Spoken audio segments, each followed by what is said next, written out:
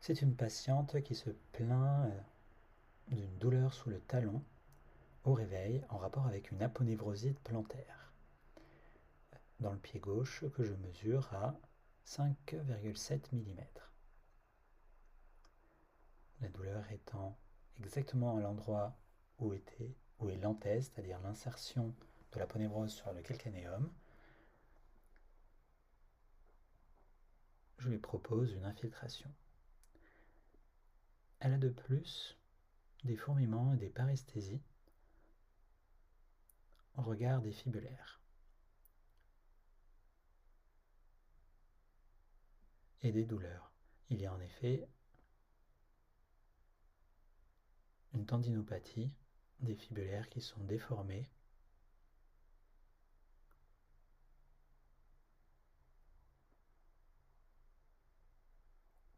et douloureux sur leur trajet.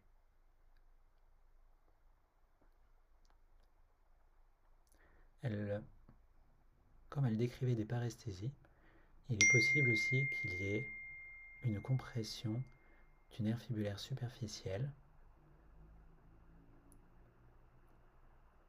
qui, en sortant de sa loge crurale, peut faire une chicane et entraîner ces fourmillements paresthésie sur le bord, sur le dos du pied en latéral.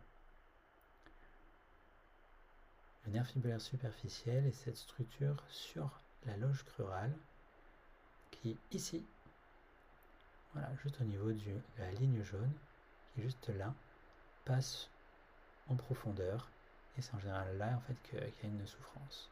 Par comparaison, voici donc son aponévrose plantaire sur l'autre pied, qui est indolore, avec une épaisseur inférieure à 4,5 mm.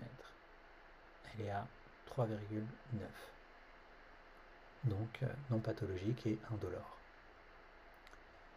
Nous allons maintenant faire l'infiltration. Je repère en transversale l'épaisseur de l'aponévrose plantaire. La patiente est sous méopa, un mélange de protoxyde d'azote et d'oxygène, afin de diminuer la douleur liée au geste. Je vais d'abord faire une hydrodissection avec un mélange de sérum physiologique et de xylocaïne, d'abord en superficie de l'aponévrose plantaire, ce qui a comme effet donc d'écarter le tissu graisseux de l'aponévrose plantaire et en plus de renforcer le contraste échogène de l'aponévrose plantaire. Je poursuis le geste en mettant de l'anesthésiant sous l'aponévrose plantaire, car c'est en général cet endroit-là qui est le plus douloureux.